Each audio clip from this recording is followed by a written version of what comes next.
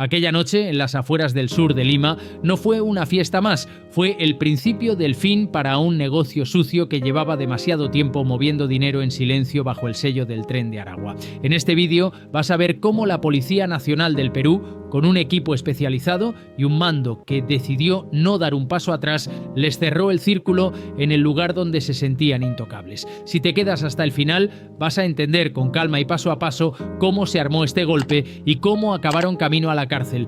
Suscríbete y activa la campanilla para seguir estos casos reales, explicados sin prisas y con claridad. La madrugada fue testigo de cómo un imperio criminal que se creía intocable en el sur de Lima empezó a derrumbarse en cuestión de minutos. Durante meses, muchos vecinos intuían que algo no cuadraba. Movimiento de autos de alta gama, música a todo volumen hasta la madrugada, rostros extraños entrando y saliendo como si aquello fuera tierra de nadie. Oficialmente era un local de diversión más. En la práctica era el corazón de un negocio sucio que llevaba la marca del Tren de Aragua y que movía dinero a un ritmo que pocos se atrevían siquiera a comentar en voz alta. La historia de este operativo no empieza con sirenas, sino con paciencia. Una pista, un rostro, una traición. Así empezó el fin. Primero llegaron los rumores, cobros de cupos, amenazas, chicas explotadas, drogas que entraban y salían como si nada. Después, las primeras denuncias anónimas, llamadas nerviosas, voces que pedían que no se dijera su nombre, pero que ya no soportaban ver cómo la violencia se normalizaba en su propio entorno. Ahí es donde entra la PNP, no con improvisación, sino con método. La unidad especializada, bajo el mando de un jefe policial que decidió llegar hasta el final, empezó a armar el rompecabezas pieza por pieza. Vigilancia discreta, seguimiento de vehículos, cruce de placas, antecedentes, rostros que volvían a aparecer una y otra vez alrededor del mismo lugar. El operativo estaba en marcha, pero algo no encajaba. Cada noche el lugar mostraba vida y ruido, pero legalmente aparecía casi como un punto ciego. Permisos dudosos, negocios a nombre de terceros, movimientos de dinero difíciles de rastrear. Nada ocurrió por casualidad. La PNP tuvo que infiltrarse en el ambiente, entender quién mandaba, quién cobraba, quién solo obedecía y quién era el enlace directo con la estructura del Tren de Aragua. Durante semanas, los agentes observaron patrones, días fijos de mayor afluencia, llegadas coordinadas de vehículos de lujo, cambios bruscos de seguridad cuando aparecía cierta persona. Ese invitado especial no salía en carteles ni en redes, pero todo el mundo se daba cuenta de que, cuando él llegaba, el tono cambiaba. Una cámara grabó la verdad y ya no hubo marcha atrás. Las imágenes mostraban a los mismos rostros vinculados a extorsiones y delitos graves entrando a ese local como si fuera su oficina principal. La evidencia ya estaba sobre la mesa. No era un rumor de barrio, era una base de operaciones para una facción vinculada al Tren de Aragua, un punto donde se mezclaban fiesta, miedo y dinero sucio. En las reuniones de planificación las órdenes eran claras: se actúa una sola vez, se actúa bien y se actúa rápido.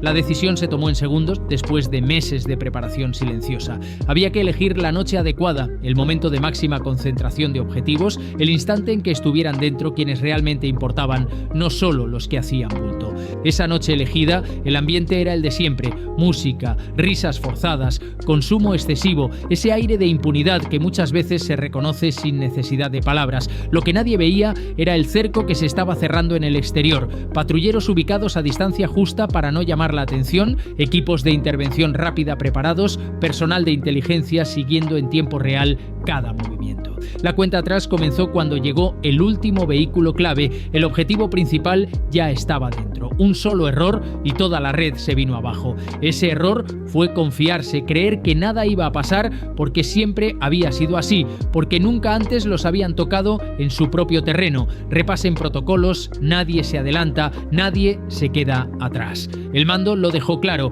esta no era una redada cualquiera. El protocolo se activó sin margen de error. Los equipos se distribuyeron por los accesos, se cortaron posibles rutas de escape, se bloquearon las salidas para vehículos que pudieran intentar huir a toda velocidad. Dentro, la música seguía. Afuera se respiraba otra cosa: tensión, concentración, esa mezcla de calma aparente y corazón acelerado que solo conocen quienes han estado en un operativo real. Esa noche no hubo palabras, solo órdenes y respiraciones contenidas. Ahora, la señal que lo cambia todo llegó por radio en una sola palabra: puertas derribadas, gritos de policía, nadie se mueva, cuerpos que pasan en segundos de la soberbia a la sorpresa. La intervención ya estaba en marcha. En cuestión de instantes, lo que parecía una fiesta de lujo se convirtió en un escenario de reducción, esposas y control absoluto de la PNP. Algunos intentaron correr hacia los vehículos, otros buscaron esconderse en habitaciones interiores, en zonas privadas, que servían como espacios de negociación,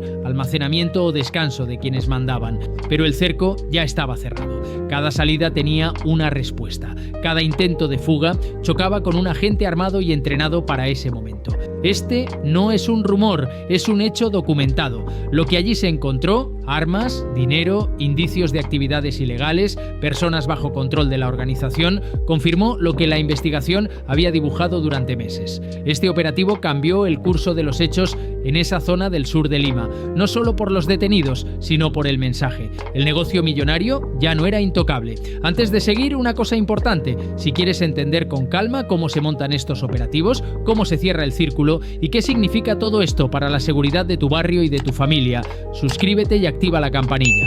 Aquí se cuenta despacio, sin prisas y sin tecnicismos, para que puedas seguir cada paso, aunque no seas experto en temas policiales. Cuando los principales objetivos ya estaban reducidos y esposados, llegó el momento más delicado: asegurar el lugar, separar a quienes estaban involucrados de quienes solo habían ido a pasar la noche, clasificar evidencias, proteger la escena para que nada se perdiera. El error fue mínimo, pero decisivo: confiarse. Ese exceso de confianza quedó registrado en actas, en imágenes, en informes. La madrugada fue testigo de cómo un imperio invisible se hacía visible, por fin, ante la ley, y allí, justo en ese punto en el que el ruido se apaga y solo se escuchan órdenes y cerraduras de grilletes, es donde esta primera parte termina, porque lo que viene después es igual de importante. ¿Quiénes eran realmente esos detenidos? ¿Qué representaban dentro del tren de Aragua? ¿Y por qué este golpe resonó en todo el país? Cuando las sirenas se apagan y el operativo termina, empieza otra parte de la historia: entender quiénes estaban detrás y qué significaba realmente ese lugar para el tren de Aragua.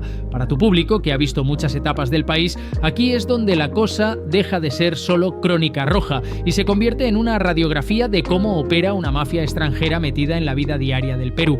A simple vista, aquel local en el sur de Lima parecía uno más de tantos espacios de fiesta: música, luces, alcohol, autos caros en la puerta. Pero visto con ojos de investigación era otra cosa: un centro de operaciones camuflado donde se mezclaban entretenimiento, miedo y dinero sucio. Ese lugar concentraba varias capas de poder: la fachada legal, con licencias dudosas, empresas a nombre de terceros y un entorno donde casi nadie quería hacer preguntas. El control real en manos de gente vinculada a una facción del tren de Aragua, que usaba el sitio para reuniones, cobro de cupos y circulación de dinero. Para muchos vecinos era ese sitio donde mejor no mirar demasiado. Para la PNP, con el tiempo, se convirtió en un punto clave de un mapa criminal mucho más amplio. En medio de todo este movimiento aparece una figura clave: un coronel de la PNP especializado en combatir mafias extranjeras y bandas de alta peligrosidad. Hablamos de un mando que no solo coordina operativos, sino que vive bajo amenaza constante por tocar intereses de grupos como el tren de Aragua. Este tipo de oficiales trabajan con varias líneas al mismo tiempo: unidades de inteligencia que siguen pistas, escuchan conversaciones y cruzan datos, equipos de campo que hacen vigilancias, seguimientos y recogida de información en barrios marcados por extorsiones y amenazas, coordinación con fiscales y jueces, porque sin un sustento legal sólido, cualquier operativo se puede caer en tribunales. Estos golpes no son casualidad ni cosa de un día, son el resultado de meses de trabajo silencioso y muchas veces de un liderazgo que decide pagar el precio de enfrentarse a mafias que no perdonan. El tren de Aragua no nació aquí. Su origen está en Venezuela, alrededor de una cárcel que terminó convertida en centro de mando de una organización que se expandió por varios países de la región. Con el tiempo, esa estructura criminal cruzó fronteras y fue adaptando su negocio a cada realidad: extorsión, trata de personas, narcotráfico, tráfico de terrenos, control de discotecas y bares clandestinos. En el Perú, distintas investigaciones han mostrado cómo estas facciones buscan meterse en zonas urbanas y periféricas, aprovechando necesidades, ausencia del Estado y miedo. No se presentan como mafia internacional, sino como gente que ofrece seguridad, protección o trabajo, y que poco a poco va marcando territorio a punta de amenazas y violencia. Ese local de fiesta en el sur de Lima era precisamente una muestra de esa lógica, un espacio donde se lavaba dinero y se cerraban tratos, un lugar donde se ejercía control sobre mujeres, clientes y negocios cercanos. Un símbolo de poder, aquí mandamos nosotros. Para entender bien este caso, conviene ponerse en la piel de los vecinos. Cuando una organización así se instala, no lo hace de un día para otro. Empieza con pequeñas señales, nuevas caras armadas en la zona, comercios que pagan para evitar problemas, ruidos, broncas, disparos esporádicos que se normalizan. Al principio, muchos callan por miedo. Con el tiempo, el silencio se convierte en costumbre y la gente aprende a no meterse, a cruzar de vereda, a mirar hacia otro lado para proteger a su familia. Por eso, cuando alguien se atreve a denunciar, suele hacerlo con la voz baja, pidiendo que su nombre no aparezca en ninguna parte. En este caso, las denuncias, los rumores y los hechos violentos que se atribuían a grupos vinculados al Tren de Aragua fueron dibujando un paisaje que ya no se podía ignorar. Y ahí la PNP tuvo que decidir: o se actúa a lo grande o se sigue permitiendo que ese negocio millonario crezca a la sombra. Cuando se habla de Tren de Aragua y crimen extranjero, no solo se habla de delincuencia común, se toca un tema sensible para la política y la opinión pública. Cada operativo, cada captura, cada conferencia de prensa tiene eco en noticieros, debates, redes sociales y discursos oficiales. Este golpe en el sur de Lima encaja en un contexto de fuerte preocupación por la inseguridad, titulares sobre extorsiones, secuestros y homicidios vinculados a mafias, críticas a la lentitud del Estado para responder, demanda ciudadana de mano firme y resultados visibles. Por eso, mostrar a una facción vinculada al Tren de Aragua siendo desarticulada en un lugar que se creía intocable no solo es un hecho policial, es también un mensaje político. El Estado dice: sí podemos entrar donde antes no entrábamos, sí podemos tocar intereses que parecían blindados. Tú, que has visto cómo el país ha cambiado, cómo las ciudades se han vuelto más inseguras, sabes que estas historias no son de película, afectan a barrios, familias y vidas reales. Por eso, si quieres seguir entendiendo con calma cómo operan estas mafias, cómo responde la PNP y qué se juega en cada operativo, suscríbete y activa la campanilla. Así, tendrás estos casos explicados paso a paso, sin prisas, para que puedas formarte tu propia opinión. Con el operativo consumado y las imágenes dando la vuelta al país, empieza otra batalla, la de los juicios, las condenas y las consecuencias reales de este golpe. Porque detener en una noche a varios integrantes de una facción criminal es un paso enorme, pero no es el final de la historia. En la siguiente parte vamos a entrar en ese terreno más complejo: qué cargos se enfrentan, cómo responde la justicia, qué impacto tiene todo esto en la política y en la sociedad. Y sobre todo, una pregunta que tu público se hace desde hace años: ¿estos golpes cambian algo de verdad o siempre hay otra organización esperando ocupar el mismo lugar? Cuando las cámaras se apagan y el ruido del operativo se disipa, empieza otra fase igual de dura, la de los expedientes, los juicios y las decisiones en un despacho que pueden reforzar o deshacer en parte el trabajo de toda una unidad policial. Lo que ocurrió aquella noche en el sur de Lima no se quedó en la madrugada del operativo, se trasladó a tribunales, a portadas, a debates políticos y a la conversación de la calle. Tras la intervención, los detenidos no pasan directamente a la cárcel para siempre. Lo que viene es un proceso largo, donde cada prueba, cada testimonio y cada informe policial se tiene que sostener frente a abogados, fiscales y jueces. Los principales implicados se enfrentan a cargos que, en casos similares vinculados al Tren de Aragua, suelen incluir crimen organizado, extorsión y cobro de cupos, posible trata de personas o explotación de mujeres en el entorno del local, tenencia ilegal de armas y, en algunos casos, delitos de drogas. Cada uno de esos delitos debe estar respaldado por evidencia clara: videos de vigilancia, actas del operativo, declaraciones de víctimas y testigos, informes de inteligencia y antecedentes. Para quien mira desde fuera puede parecer que ya está todo hecho porque las imágenes muestran a los detenidos en pleno operativo, pero para que esas personas terminen realmente condenadas, el caso tiene que estar armado con precisión, sin errores, de forma que puedan permitirles salir por una puerta legal. En este tipo de casos, la justicia no actúa en un vacío. Hay cámaras, titulares, autoridades hablando del gran golpe incertidumbre y una ciudadanía harta de la inseguridad que exige resultados concretos. Eso genera una presión doble. Por un lado, la necesidad de actuar con rapidez para no dar la sensación de impunidad. Por otro, la obligación de respetar las garantías y el debido proceso, porque cualquier paso mal dado puede ser aprovechado por la defensa para anular pruebas o reducir penas. Tu público, que ha visto muchos casos a lo largo de su vida, sabe que aquí es donde muchas historias se torcieron, expedientes mal llevados, pruebas cuestionadas, acusados que salen por fallos técnicos o porque no se supo probar su vínculo directo con la organización. En este contexto, golpes como el dado en el sur de Lima no solo ponen a prueba a la PNP, sino también a la Fiscalía y al Poder Judicial.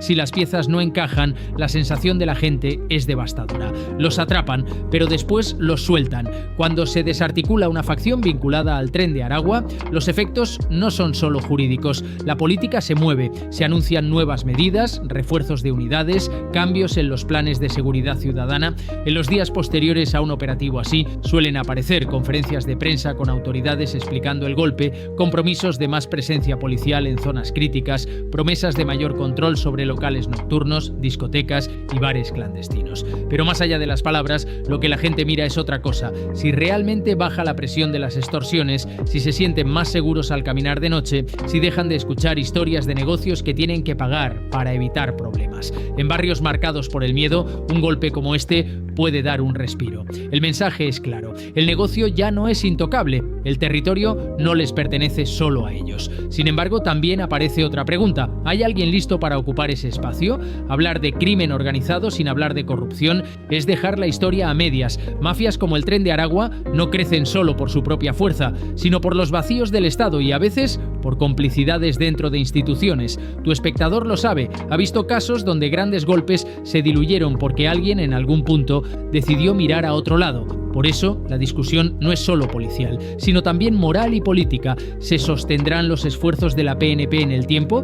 ¿Habrá respaldo real desde arriba para seguir golpeando estas redes? ¿Se protegerá a los mandos y agentes que, como en este caso, se atreven a tocar intereses peligrosos? También está el papel de la sociedad. La gente decide si denuncia, si colabora, si se organiza para exigir seguridad o si el miedo la empuja a encerrarse y callar. En muchos casos, una llamada anónima, una foto, un video grabado con un teléfono han sido el inicio de investigaciones que terminaron en operativos como el que estás conociendo. Este tipo de historias, contadas con calma, permiten hacer una pausa y mirar el cuadro completo. Una mafia internacional que se adapta al país, un aparato policial que, con todas sus limitaciones, decide plantarle cara, una justicia que debe demostrar que no es solo un escenario de discursos, sino de resultados. Tú, que ya has vivido distintas etapas del Perú, sabes que los nombres de las bandas cambian, pero los problemas de fondo muchas veces se repiten. Por eso, más allá del impacto del operativo, la pregunta importante es qué hacemos como país con lo que revela este caso, la fragilidad de ciertos barrios, la fuerza del dinero sucio y la necesidad de instituciones firmes. Porque la verdad siempre deja rastro. Si te interesan estos casos reales, si quieres seguir entendiendo cómo operan las mafias, cómo actúa la PNP y qué se juega en cada operativo, suscríbete y activa la campanilla. Aquí se van a seguir contando estas historias con respeto, con detalle y sin sensacionalismo para que puedas formarte tu propia opinión. Nos vemos en el siguiente video. Un saludo desde Delta Crónicas.